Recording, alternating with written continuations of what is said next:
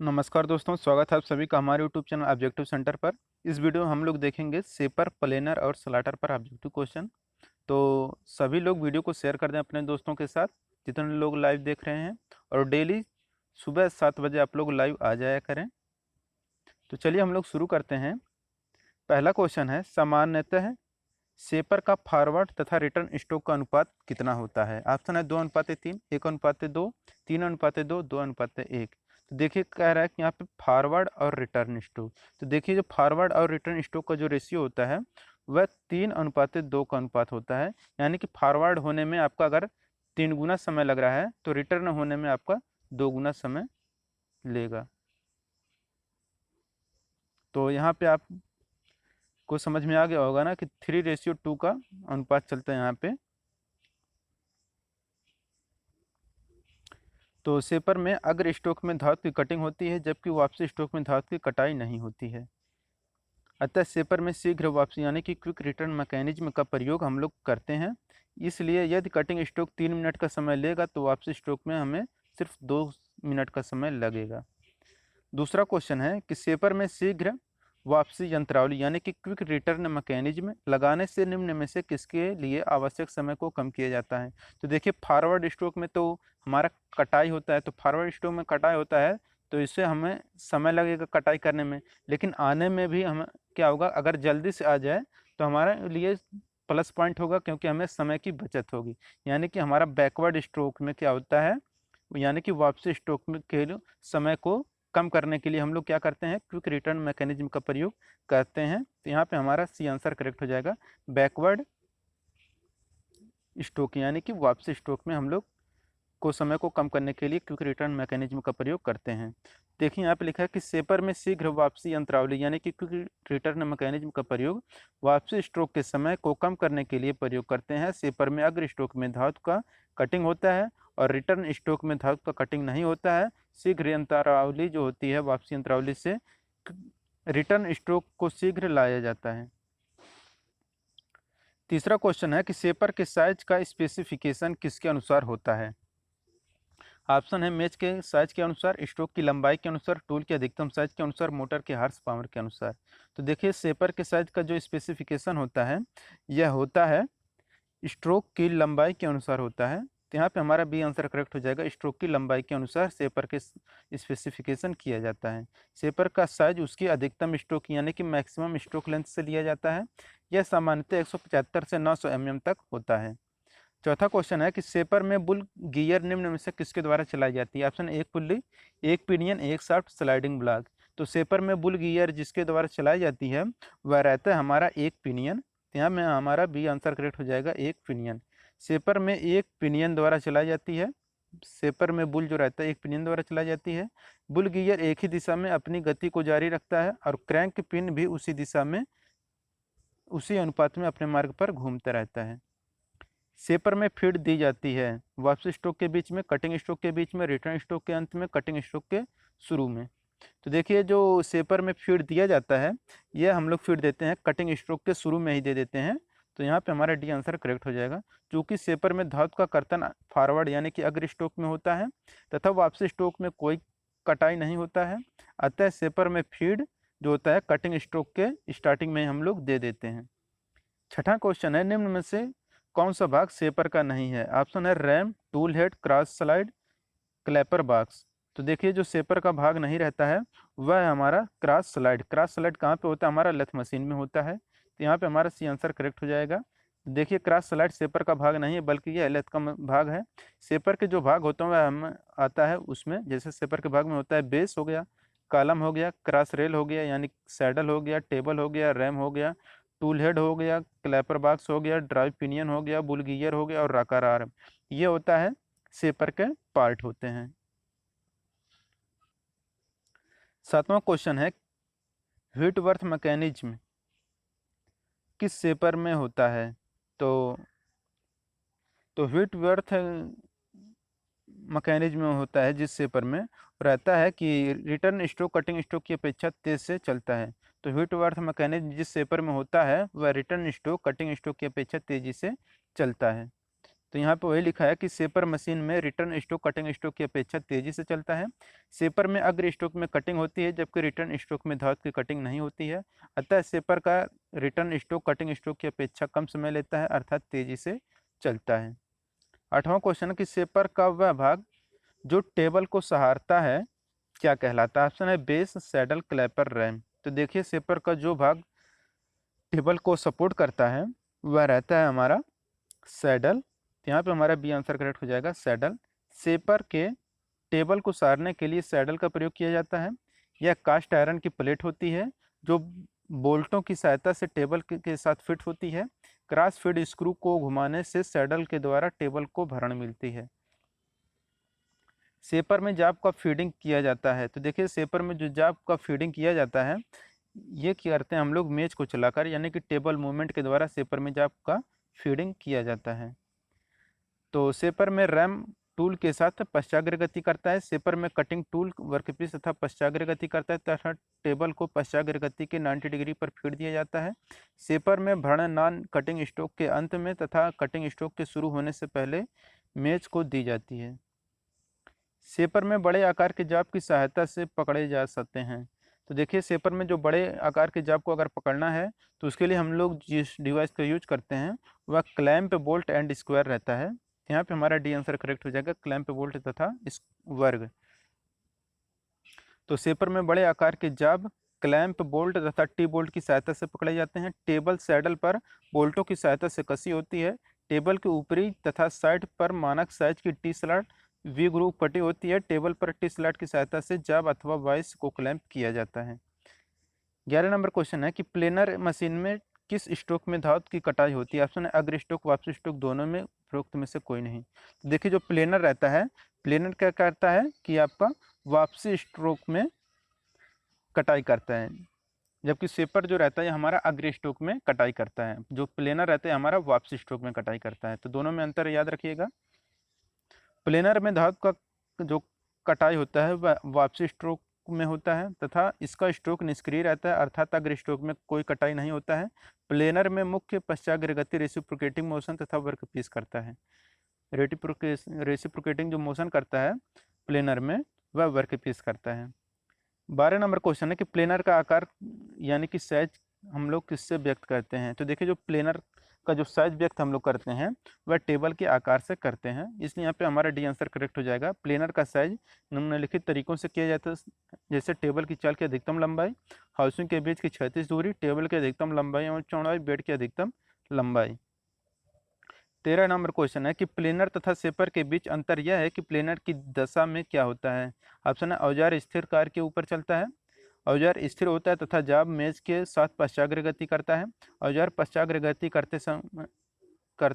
करते कार्य पर चलता है, औजार तथा जाब दोनों पश्चाग्र गति करते हैं। तो देखिए जो सेपर और प्लेनर के बीच अंतर यह होता है कि प्लेनर की दशा में क्या होता है कि औजार स्थिर होता है तथा जाब मेज के साथ रेसिप्रोकेटिंग मोशन करता है। यहाँ पे हमारा बी आंसर करेक्ट हो जाएगा। तो वही चीज़ यहाँ पे लिखा है कि प्लेनर में टूल स्थिर रहता है और वर्कपीस क्या होता है, रेसिप्रोकेटिंग मोशन करता है, जबकि सेपर में क्या होता है कि वर्कपीस स्थिर रहता है और जो हमारा टूल होता है वह हमारा रेसिप्रोकेटिंग मोशन करता है। 14 नंबर क्वेश्चन है कि निम्न में से किस मशीन में तीव्र वापसी यंत्रावली यानी कि क्विक रिटर्न मैकेनिज्म की आवश्यकता नहीं होती है? तो देखिए क्विक रिटर्न मैकेनिज्म की आवश्यकता सेपर में भी होती है, प्लेनर में भी होती है और स्लॉटर में भी क्विक रिटर्न मैकेनिज्म का प्रयोग किया जाता है, लेकिन जो ब्रोचिंग मशीन होता है इसमें क्विक रिटर्न मैकेनिज्म का प्रयोग नहीं किया जाता है, इसलिए यहाँ पे हमारा डी आंसर करेक्ट हो जाएगा। तो यहाँ पे लिखा भी है कि सेपर, प्लेनर और स्लॉटर में क्विक रिटर्न मैकेनिज्म की ज़रूरत नहीं पड़ती है, जबकि ब्रोचिंग मशीन में इसकी आवश्यकता नहीं होती है और स्लॉटर मशीन को ऊर्ध्वाधर सेपर भी कहते हैं। तो आपको पता होगा कि सेपर, प्लेनर और स्लॉटर में क्या होता है, क्विक रिटर्न मैकेनिज्म की ज़रूरत पड़ती है। 15 नंबर क्वेश्चन है कि प्लेनर सेपर में निम्न बातों में भिन्न होता है। तो देखिए सेपर और प्लेनर में जो अंतर है अंतर यह रहता है कि प्लेनर बड़े आकार में होते हैं, ये बिल्कुल सही है। ये अपेक्षाकृत बड़े तथा भारी कारखंड पर कार्य कर सकते हैं, ये भी सही है। प्लेनर में बड़ी टेबल में से बाधा वर्कपीस, कटाई टूल, के नीचे पश्चाग्र गति करता है तथा कटाई औजार की पश्चाग्र गति की लंबवत फीड करता है। इसलिए यहाँ पे हमारा डी आंसर करेक्ट हो जाएगा। उपरोक्त सभी तीनों सही हैं यहाँ पे। तो सेपर और प्लेनर के बीच अंतर हम लोग देख लेते हैं। तो देखिए सेपर और प्लेनर में क्या अंतर है। तो देखिए सेपर पर छोटे साइज के जाप बनाए जाते हैं। जो सेपर रहता है इस पर छोटे साइज का जाप बनाया जाता है, जबकि जो प्लेनर रहता है इस पर बड़े साइज का जाप बनाया जाता है, मशीनिंग की जाती है। इसमें फीड टेबल को सेपर में क्या होता है, जो फीड दिया जाता है वह टेबल को दिया जाता है, जबकि प्लेनर में जो फीड दिया जाता है फीड क्रॉस रेल पर लगे टूल हेड को दी जाती है। जो फीड क्रॉस रेल रहती है उसी पे हम लोग फीड देते हैं जो टूल हेड रहता है। और है आप देख सकते हैं यहाँ पे तीसरा है आपके सामने कि इसमें भारी कट तथा अधिक फीड नहीं दी जा सकती है सेपर में, जबकि प्लेनर में भारी कट और फीड अधिक दी जा सकती है। चौथा है यहाँ पे कि इसमें औजार आगे पीछे यानी कि रेसिप्रोकेटिंग मोशन करता है। वर्कपीस इसमें जो रहता है टूल जो रहता है वो आगे पीछे गति करता है, लेकिन जो प्लेनर रहता है उसमें वर्कपीस आगे पीछे गति करता है। 16 नंबर क्वेश्चन है कि प्लेनर मशीन पर अधिकतम कितने टूल हेड लगा सकते हैं। तो देखिए जो प्लेनर मशीन रहता है उस पर हम लोग अधिकतम जो टूल हेड लगा सकते हैं वह एक ही टूल हेड रहता है। यहाँ पे हमारा बी आंसर करेक्ट हो जाएगा।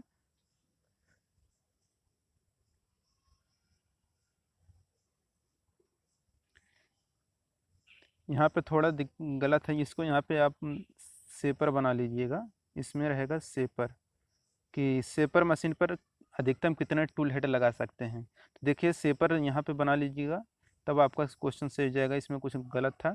तो सेपर मशीन पर अधिकतम हम जो टूल हेड लगा सकते हैं उसकी संख्या एक टूल हेड होता है। तो सेपर मशीन पर अधिकतम एक टूल हेड लगा सकते हैं। यही चीज़ यहाँ पे लिखा है कि प्लेनर में जो होता है उसमें हम लोग 2 से 4 टूल हेड लगा सकते हैं, जिससे एक साथ 3 सतहों को मशीन किया जा सकता है, जिससे समय की बचत होती है। लेकिन जो सेपर होता है सेपर में एक ही टूल हेड का प्रयोग किया जाता है। तो सेपर में एक ही टूल हेड का प्रयोग किया जाता है। कौन से प्लेनर मशीन में एक ही समय में 3 सतहों पर मशीनिंग क्रिया होती है। तो देखिए जिस प्लेनर मशीन में एक ही समय में 3 सतहों पर मशीनिंग क्रिया होती है वह डबल हाउसिंग प्लेनर होता है। तो यहाँ पे हमारा बी आंसर करेक्ट हो जाएगा, डबल हाउसिंग प्लेनर। तो डबल हाउसिंग प्लेनर मशीन में एक ही समय में 3 सतहों पर मशीनिंग क्रिया होती है। प्लेनर मशीन के संदर्भ में हाउसिंग दृढ़ ऊर्ध्वाधर स्तंभ होते हैं जो ढलाई विधि द्वारा बनाए जाते हैं, और ये प्लेनर मशीन पर आधार के प्रत्येक तरफ केंद्र के पास लगे होते हैं। ये प्लेनर मशीन में एक या एक से अधिक हो सकती है। 18 नंबर क्वेश्चन है कि सेपर में प्रयुक्त होने वाला औजार क्या होता है। ऑप्शन है multi point cutting tool, single point cutting tool, 2 point cutting tool, none of these. तो देखिए सेपर में प्रयोग होने वाला जो टूल होता है वह हमारा सिंगल पॉइंट कटिंग टूल होता है। तो यहाँ पे हमारा बी आंसर करेक्ट हो जाएगा, सिंगल पॉइंट कटिंग टूल। तो सेपर पर कटिंग टूल जो होता है वह सिंगल पॉइंट कटिंग टूल का प्रयोग किया जाता है, जो धातु का कर्तन अग्र स्ट्रोक में यानी फॉरवर्ड स्ट्रोक में करता है, वापसी स्ट्रोक में कोई भी कटाई नहीं करता है, इसलिए इसे हम लोग निष्क्रिय या आइडल स्ट्रोक भी कहते हैं। लेथ मशीन में किसी भी एक सिंगल पॉइंट कटिंग टूल का प्रयोग होता है, जबकि मिलिंग मशीन में मल्टी पॉइंट कटिंग टूल का प्रयोग किया जाता है। 19 नंबर क्वेश्चन है कि स्लाटर का साइज निम्न में से किसके द्वारा निर्दिष्ट किया जाता है। तो देखिए अगर स्लाटर का जो साइज है इसको जो हम लेते हैं निर्दिष्ट करते हैं वह इसके रैम के स्ट्रोक की लंबाई के द्वारा करते हैं। यहाँ पे हमारा ए आंसर करेक्ट हो जाएगा, रैम के स्ट्रोक की लंबाई के द्वारा। और देखिए जो स्लाटर का जो साइज होता है सामान्यतः 150 mm से 500 mm के साइजों में उपलब्ध होते हैं। स्लाटर का साइज रैम की स्ट्रोक की लंबाई से स्पेसिफिकेशन किया जाता है। दूसरा क्वेश्चन है कि स्लाटिंग मशीन में द्रुत वापसी यंत्रावली का उद्देश्य क्या है। ऑप्शन है कटिंग समय को कम करना, रिटर्न स्ट्रोक शीघ्र करना, आइडियल स्ट्रोक शीघ्र करके आइडियल टाइम को कम करना, मानक कर्तन गति बनाए रखना। तो स्लाटिंग मशीन में जो क्विक रिटर्न मैकेनिज्म रहता है इसका उद्देश्य यही होता है कि आइडियल स्ट्रोक यानी कि जिसमें कटाई नहीं होता है उसको हम लोग शीघ्र करके जो टाइम होता है उससे हम लोग कम कर सकते हैं, यानी कि हमारा जो ज़्यादा टाइम लगता है वो उस टाइम को हम लोग कम करने के लिए हम लोग क्विक रिटर्न मैकेनिज्म का प्रयोग करते हैं। क्योंकि क्या होता है कि जो जिसमें कटिंग नहीं होता है जिस समय उसको हम लोग कम करते हैं, किसकी सहायता से, क्विक रिटर्न मैकेनिज्म की सहायता से। देखिए यहाँ पे वही चीज़ लिखा है कि स्लाटर में क्विक रिटर्न मैकेनिज्म का उद्देश्य नॉन कटिंग स्ट्रोक समय को कम करना है, अर्थात यदि कटिंग में 2 मिनट का समय लगता है तो नॉन कटिंग में 1 मिनट का समय लगेगा। स्लाटर में औजार ऊपर नीचे जाते समय कटाई करता है। 21 नंबर क्वेश्चन है कि स्लाटर में क्विक रिटर्न मोशन प्राप्त की जाती है। ऑप्शन है व्हिटवर्थ मैकेनिज्म द्वारा, क्रैंक तथा स्लॉटेड लिंक मैकेनिज्म द्वारा, कैम मैकेनिज्म द्वारा, fast and loose pulley mechanism द्वारा। तो देखिए जो स्लॉटर रहता है उसमें हम लोग जो क्विक रिटर्न मोशन मैकेनिज्म प्राप्त करते हैं वह हम लोग व्हिटवर्थ क्विक रिटर्न मैकेनिज्म के द्वारा प्राप्त करते हैं। तो यहाँ पे हमारा ये आंसर करेक्ट हो जाएगा, व्हिटवर्थ मैकेनिज्म द्वारा। Whitworth Whitworth quick return mechanism सामान्यतः मध्यम और छोटे साइज के स्लॉटिंग मशीनों में उपयोग किया जाता है। यह मैकेनिज्म सेपर की क्रैंक शाफ्ट तथा क्रैंक एंड स्लॉटेड लिंक यंत्रावली पर आधारित होता है। स्लॉटर में टूल ऊपर नीचे आते समय कटाई करता है। 22 नंबर क्वेश्चन है, निम्न में से कौन ऑपरेशन है जो स्लॉटिंग मशीन पर नहीं किया जा सकता? ऑप्शन है चाबी घाट slotting, double slotting, gear cutting, thread cutting. तो जिसमें ऑपरेशन है वह जो ऑपरेशन जो स्लॉटिंग मशीन पर नहीं किया जा सकता है वह हमारा ऑपरेशन होता है थ्रेड कटिंग। थ्रेड कटिंग हम लोग स्लॉटिंग मशीन पर नहीं कर सकते हैं। स्लॉटिंग मशीन द्वारा चूड़ी कर्तन नहीं की जा सकती है। स्लॉटर पर प्रयोग किए जाने वाले जो ऑपरेशन होते हैं जैसे कि समतल सतहों की मशीनिंग करना, स्लॉट कीवे और ग्रूव की मशीनिंग करना, गोलाकार तलों की मशीनिंग करना और machining of angular irregular surface यानी कि कोड़क तथा अनियमित तलों की मशीनिंग करना। 23 नंबर क्वेश्चन है कि कुल विशेष स्लॉटरों में रैम को लगभग सेट किया जा सकता है। तो देखिए जो रैम को सेट करते हैं यह हम लोग सेट करते हैं वर्टिकल प्लेन से 10 डिग्री पे। तो यहाँ पे हमारा ये आंसर करेक्ट हो जाएगा।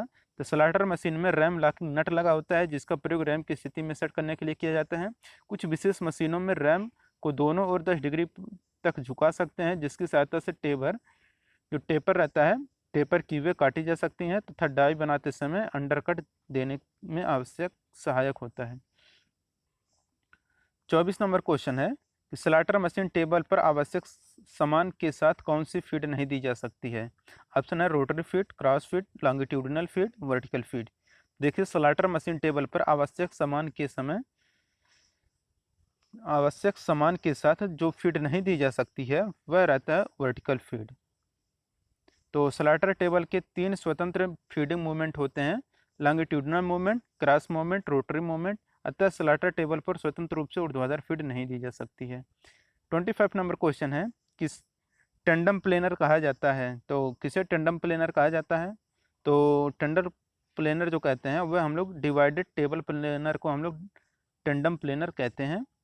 डिवाइडेड टेबल प्लेनर को टेंडम प्लेनर भी कहते हैं। इस प्लेनर की टेबल 2 या अधिक खंडों में बनाई जा सकती हैं, मतलब 2 या 3 खंडों में बनाई जाती हैं जिसे आपस में जोड़कर एक लंबी टेबल के रूप में प्रयोग किया जाता है और अलग अलग भी प्रयोग किया जा सकता है। पिट प्लेनर में क्या होता है? तो देखिए जो पिट प्लेनर रहता है इसमें क्या होता है कि एक प्लेनर में टेबल स्थिर रहता है तथा कॉलम पश्चाग्र गति करता है। तो यहाँ पे हमारा ये आंसर करेक्ट हो जाएगा। पिट प्लेनर पर भारी एवं विशाल कार्य किए जाते हैं जिन्हें हम लोग दूसरी प्लेनर मशीन पर करना संभव नहीं है, उसी को हम लोग पिट प्लेनर पर प्रयोग करते हैं। इसलिए यह बहुत बड़ी आकार की बनाई जाती है। इसमें टेबल स्थिर रहता है और वर्कपीस टेबल पर बांधा जाता है। कार्य के ऊपर कटाई एवं फीड दोनों ही टूल को दी जाती है, अर्थात टेबल स्थिर रहता है और जो टूल रहता है यह पश्चाग्र यानी कि रेसिप्रोकेटिंग मोशन करता है। तो दोस्तों अगर वीडियो पसंद आया और वीडियो को लाइक कर दीजिए। अगर आप हमारे चैनल पर नए हैं तो चैनल को सब्सक्राइब कर लीजिए। और जो भी लोग वीडियो को शेयर नहीं किए हैं वो लोग वीडियो को ज़्यादा से ज़्यादा शेयर करें अपने दोस्तों के साथ। हमें थोड़ा शेयर करें, इस वीडियो को सपोर्ट करें हमें। और आपको किस चैप्टर का ऑब्जेक्टिव क्वेश्चन पढ़ना है आप हमें कमेंट बॉक्स में ज़रूर बताएं। टाइम मिलेगा तो हम आप लोगों के लिए ज़रूर उस चैप्टर को लेकर आएंगे। तो मिलते हैं हम लोग नेक्स्ट वीडियो के साथ। Thank you.